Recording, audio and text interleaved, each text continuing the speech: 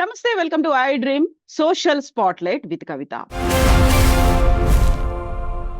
Pushpa 2 release సమయంలో సంధ్యా theatre వద్ద జరిగినటువంటి తొక్కిసలాటలో బాధ్యుల్ని చేస్తూ హీరో అల్లు అర్జున్ ని కొద్దిసేపటి క్రితం పోలీసులు అరెస్ట్ చేశారు. యాక్చువల్ గా ఏ గ్రౌండ్స్ లో అరెస్ట్ చేశారు, ఎవరు బాధ్యులు, ఎవరు నిర్లక్ష్యం వహించారు? మనతో పాటుగా ఉన్నారు హైకోర్టు అడ్వకేట్ సాయి కృష్ణ ఆజాద్ గారు. ఆజాద్ గారు, నమస్కారం.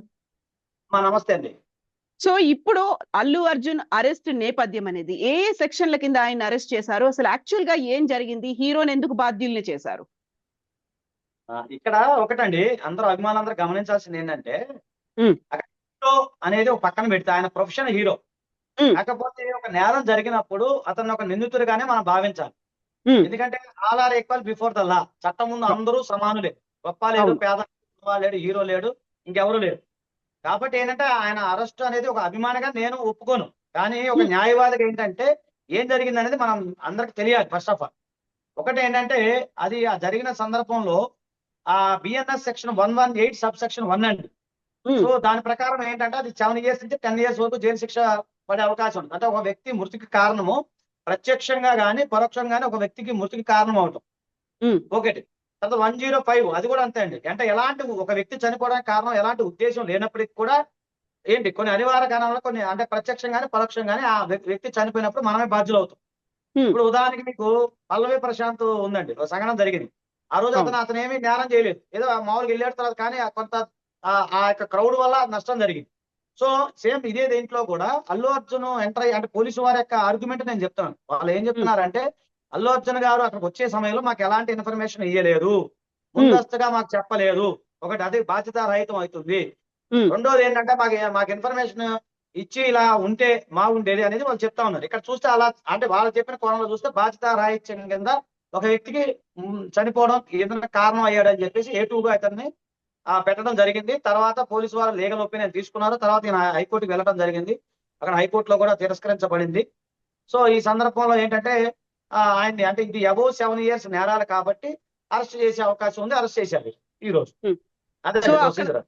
అక్కడ ఇంటెన్షన్ అనేది లేదు, యాక్సిడెంటల్ గానే జరిగింది అనుకున్నప్పటికి కూడా ఒక క్రౌడ్ మేనేజ్మెంట్ అనేది ఉండాలి. ఆ క్రౌడ్ మేనేజ్మెంట్ చేసే బాధ్యత ఎవరిదని అనుకుంటున్నారు? హీరోని చూడ్డానికి అయితే ఖచ్చితంగా అక్కడికి వస్తారు.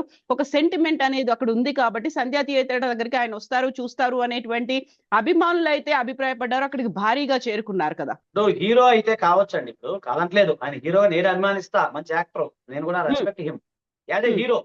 కానీ చట్టంలో అట్లా ఉండదు కదా. ఇప్పుడు ఒక వ్యక్తి ముందు వచ్చేటప్పుడు ముందస్తుగా పోలీసు వాళ్ళకి ఇన్ఫర్మేషన్ ఇవ్వాల్సిన బాధ్యత కూడా మన పైన ఉంటది కదా. ఉమ్, ఇప్పుడు ఒకటండి, ఇప్పుడు భారత రాజ్యాంగం ప్రకారం మన భారత రాజ్యాంగం కింద కేవలం మన మనుషులమే, మనం సిటిజన్ ఆఫ్ ఇండియా మాత్రమే. వాళ్ళ ఉమ్, డిజిగ్నేషన్ లో ఫేమస్ సెలబ్రిటీ అనేది సెకండరీ థింగ్. అది చట్ట ప్రకారం పనికిరాదు, చట్టం గుర్తించదు దాన్ని. కాబట్టి ఏంటంటే పెద్ద పెద్ద మొన్నటిదాకా చూడండి, మనకి సీఎం కేజ్రీవాల్ లాంటి వాళ్ళు, ముఖ్యమంత్రి లాంటి వాళ్ళు జైల్లో ఉండొచ్చారు. సో అవును. అంతకన్నా ఏముండదండి. ఇక్కడ చట్టం ముందు అందరూ సమానులే. కాకపోతే నేను ఒకటే చెప్తున్నాను, ఇప్పుడు ఇందులో పోలీసు వారు ఏంటంటే చెప్పిన వాళ్ళు తీసుకున్న స్టాండ్ ఏంటంటే మాకు ఎలాంటి ఇన్ఫర్మేషన్ ఇవ్వలేదు, ఇస్తే మేము సెక్యూరిటీ కల్పించేవాళ్ళం. దాని ప్రొసీజర్ వేరు ఉంటుంది కదమ్మా. ఇప్పుడు ఉమ్, ఒకటండి, మీరు ఏదైనా సరే మనం ఒక ర్యాలీ పెట్టాలన్నా, ఒక ధర్నా చేయాలన్నా, ఒక రాస్తారోకో చేయాలన్నా కోర్టు పర్మిషన్, పోలీసు వారి పర్మిషన్ కంపల్సరీ తీసుకోవాలి కదా. అది ఎక్కడైనా ఉంది కదా. ఒక సభ పెట్టాలన్నా కూడా. ఎందుకంటే ఇప్పుడు ఇప్పుడు అక్కడ ఒక ఆమె చనిపోయింది అనేది కాదు, ఒక బిడ్డలకి తల్లి చనిపోయింది అది ఉమ్, గమనించాలి కదా. సరే దానికి ఈయన కారణమా అనేది పక్కన పెట్టి, ఈయన రావటం వల్ల అది జరిగింది అనేది పోలీసు వాళ్ళ యొక్క వాదన. అది ప్రాసిక్యూషన్ అంటారు. తర్వాత డిఫెన్స్ వాళ్ళ వాదన వేరే రకంగా ఉంటది. సో అది ఉమ్, సెకండ్ థింగ్. దాంతో ఇన్వెస్టిగేషన్ చేసే సందర్భంలో నెక్స్ట్ ఆయనకి శిక్ష పడతా లేదా అనేది ఒకటేనండి. నేను అభిమానులందరికీ కూడా చెప్తున్నాను, accused is innocent until proven guilty. అంటే ఒక వ్యక్తి పైన నేరారోపణ చేసినంత మొత్తం నేరం చేసినట్టు కాదు. కాకపోతే ఇది అబౌవ్ 7 years నేరాలు కాబట్టి లా ప్రకారం అతను జ్యుడిషియల్ రిమాండ్ లో తీసుకోవాలి కాబట్టి ఆయన అరెస్ట్ చేయడం జరిగింది. ఇప్పుడు ఉమ్. నెక్స్ట్ మరి మేజిస్ట్రేట్ ముందు ప్రవేశపెడతారా లేదనేది నెక్స్ట్ ఫర్దర్ గా మనం చూడాలి. ఒకవేళ మేజిస్ట్రేట్ ముందు ఒకవేళ నేను ప్రవేశపెడితే 14 years యథావిధిగా రిమాండ్ ఉంటుంది. తర్వాత వాళ్ళు మండే రోజు నాడు మామూలు యథావిధిగా మన బెయిల్ పిటిషన్ మూవ్ చేసుకుంటారు. అది కోర్టు పరిధిలో నడుస్తా ఉంటుంది. అయితే ఇక్కడ అల్లు అర్జున్ వాదన, ఆయన పిఆర్ టీం వాదన, మేము వస్తామని ముందే చెప్పి పెట్టాము అనే వాదన. అటు పోలీసులకి తెలుసు, ఇటు సంధ్యా థియేటర్ యాజమాన్యానికి కూడా తెలుసు అనేది. అక్కడ వైఫల్యం అనేది ఎవరిది ఉంది? Different versions. థియేటర్ యాజమాన్యాల దగ్గర నుంచి వస్తోంది, పోలీసుల దగ్గర నుంచి ఉంది, అల్లు అర్జున్ పిఆర్ టీం దగ్గర నుంచి ఉంది. 3 రకాల వెర్షన్స్ ఏమైనప్పటికీ ఒక ప్రాణం బలైంది, ఒక కుటుంబం ఛిద్రమైంది అక్కడ. అవునండి. ఇప్పుడు మీరు చెప్పేది కరెక్ట్ మా. ఒకటేంటంటే పోలీసు వారు నాకు ఇన్ఫర్మేషన్ ఇవ్వలేదు. ఇస్తే చెప్తారు కదా వాళ్ళు. ఇప్పుడు పోలీసు వారికి అంత చెప్పాల్సిన అవసరం ఏముంటది? పోలీసు వారు ఏమన్నా నాకు ఇన్ఫర్మేషన్ ఇయ్యలేదని వాళ్ళు చెప్తా ఉన్నారు. సో నువ్వే బాధ్యుడు అని చెప్తా ఉన్నారు. ఇన్ఫర్మేషన్ ఇయ్యాలి, ఒక లెటర్ రాయాలి, పర్మిషన్ తీసుకోవాలి. ఇప్పుడు ఏంటంటే సడన్ గా ఎంటర్ కాకూడదు కదా. అంతకుముందు ఎలక్షన్ ప్రచారంలో కూడా, అంటే జనరల్ గా నేను న్యూస్ లో చూశాను, నాకు కూడా ఐడియా లేదు. అంతకుముందు ఎలక్షన్ ప్రచారంలో కూడా ఎలాంటి పర్మిషన్ లేకుండా వెళ్ళారు, ఆ రోజు క్రౌడ్ పెరిగిందని కూడా చెప్పడం జరిగింది. అది కూడా వార్తలు వచ్చినాయి మనకి. సో ఒకటి, ఒక సెలబ్రిటీగా మీరు ఉన్నప్పుడు ఒక వ్యక్తిగా వెళ్ళటం వేరు. వ్యక్తిగా అంటే ఏంటి, మీకు సంబంధించిన వ్యక్తిగత విషయాలు వెళ్ళటం వేరు. కానీ ఒక ప్రమోషన్ లో భాగంగా వెళ్ళేటప్పుడు ముందు ఇన్ఫర్మేషన్ ఇవ్వాలి కదా. ఇప్పుడు ఒక మనిషి బలయ్యారు, సరే ఇప్పుడు ఆయన హీరో కావచ్చు, నేను కాదంటలేదు. కానీ ఒక కుటుంబ సభ్యుని కోల్పోయిన పిల్లవాడి పరిస్థితి ఏంటి? ఇప్పుడు ఆయన అబ్బాయి ఎక్కడ ఉన్నాడు కదా.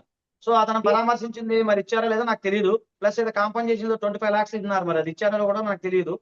సో ఈ మానవతా దృక్పథం సంబంధించి మరి ఇవి ఎంతవరకు వాళ్ళు ఎలాంటి నిర్ణయం తీసుకునేది నాకైతే నాలెడ్జ్ లేదు. కానీ చట్టపరంగా నేను ఒకటే చెప్తున్నానంటే, అంటే నేను ఇప్పుడు చట్టం ముందు అందరూ సమానలే కాబట్టి పోలీసు వారు ఆ విధంగా తీసుకెళ్లారనేది నేను భావిస్తా ఉన్నాను. సో అభిమానులు మాత్రం దీన్ని డైజెస్ట్ చేసుకోలేకపోతున్నారు. భారీగా పోలీస్ స్టేషన్ కి వస్తున్నారు. ఇలాంటి ఇన్సిడెంట్ జరుగుతుంది అని టాలీవుడ్ చలనచిత్ర పరిశ్రమ కూడా ఎక్స్పెక్ట్ చేయనట్టుంది. షూటింగ్లు కూడా ఆపుకొని అక్కడికి వెళ్తున్నటువంటి కుటుంబ సభ్యులు, ఆ తర్వాత మెగాస్టార్ కూడా వెళ్తున్నారు అనేది ఉంది. వాళ్ళకి మీరేం చెప్తారు? అలా వెళ్తే వెళ్ళనివ్వండి. ఇప్పుడు అక్యూజ్డ్ ఉన్న రైట్ ఏంటంటే, ఆయన అక్యూజ్డ్ అండి. ఇప్పుడు అభిమానులు, నేను అదే చెప్తాను, అభిమానులు దీని గురించి పెద్ద కంగారు పడాల్సిన అవసరం, డీలా పడాల్సిన అవసరం లేదు. ఎందుకంటే accused innocent until proven guilty. ఒకటి, అక్యూజ్డ్ గా ఉన్న ఆయన రైట్ ఏంటి? నెక్స్ట్ ఎంత మెగాస్టార్ చిరంజీవి గారు వెళ్ళినా, లేకపోతే ఇంకొకళ్ళు వెళ్ళినా, ఎవరు వెళ్ళినా కూడా లా ప్రకారం అయితే ఎవరైనా చేయలేరు కదా. అది చేయాల్సిన అడ్వకేట్స్ అంతే కదండి. లా ప్రకారం అయితే ఆయన వెళ్తారు, పరామర్శిస్తారు. ఒకటి వెళ్ళాలి. ఇంటి కుటుంబ సభ్యులు అరెస్ట్ అయినప్పుడు ఎవరైనా వెళ్తారు, అది కామను. అది కుటుంబ సభ్యులుగా అనుకున్న రైట్, అది వాళ్ళు వెళ్ళొచ్చు. ఇప్పుడు ఆయనకున్న అక్యూజ్డ్ గా ఆయనకున్న రైట్ ఏంటి? బెయిల్ పొందడం. బెయిల్ పొందిన తర్వాత కదా ఆయన బయటకు వచ్చేది. కాబట్టి ఎవరు వెళ్ళినా కూడా వెళ్ళి పరామర్శించడం తప్పేం కాదు. మాకు కూడా పక్కనే, నేను కూడా వెళ్దామని చూస్తున్నాను, వెళ్తాను, పరామర్శిస్తాం, అది వేరే విషయం. కానీ లా ప్రకారం అయితే ఎవరైనా చేయలేరు కదా. ఇక్కడ ఒక కీలకమైనటువంటి అంశం, సివి ఆనంద్ అయితే మేము అరెస్ట్ చేశాము అనే చెప్తున్నారు. ఇలాంటి ఇన్సిడెంట్స్ జరిగినప్పుడు ఎవరైనా పర్లేదు, either it may be celebrity కావచ్చు, పొలిటీషియన్ కావచ్చు, ఒక సామాన్యుడు కావచ్చు, అరెస్ట్ అయిన తర్వాత ఒక మా వ్యక్తి చనిపోయిన తర్వాత జరిగినటువంటి ఇన్సిడెంట్స్ లో హత్య, అంటే అక్కడ మరణం అనేది కనిపించింది, అక్కడ చనిపోయారు ఒక వ్యక్తి, ప్రాణహాని జరిగింది అనుకున్నప్పుడు ఏం జరుగుతుంది? ఫర్దర్ ప్రొసీజర్స్ ఎలా ఉంటాయి? అది అది ఓకే అండి. పోస్ట్ మార్టం రిపోర్ట్ అవన్నీ పోలీసు వారు సేకరిస్తారు. నెక్స్ట్ ఇప్పుడు రిమాండ్ రిపోర్ట్ 14 days తర్వాత రిమాండ్ రిపోర్ట్ మామూలుగా రిమాండ్ ఇస్తారు, అది కామన్. అది తర్వాత ఆయన మండే రోజు ఎప్పుడో బెయిల్ పిటిషన్ ఫైల్ చేస్తారు. కుదిరితే రేపు వేసుకుంటారు, ఇప్పుడు టైం ఉందో లేదో తెలియదు. మరి కుదిరితే ఇవాళ వేస్తారు, రేపు వేస్తారు. బెయిల్ పిటిషన్ వాళ్ళ అడ్వకేట్ బట్టి ఉంటుంది. వాళ్ళు ఫైల్ చేస్తారు. ఫైల్ చేసిన తర్వాత మన అవతల సైడ్ పీపీకి నోటీస్ వెళ్తుంది. ఆర్గ్యుమెంట్స్ జరుగుతాయి. ఆర్గ్యుమెంట్ జరిగిన తర్వాత బెయిల్ ఇవ్వాలా లేదా అనేది కోర్టు వారు నిర్ణయం తీసుకుంటారు. అది ప్రొసీజర్.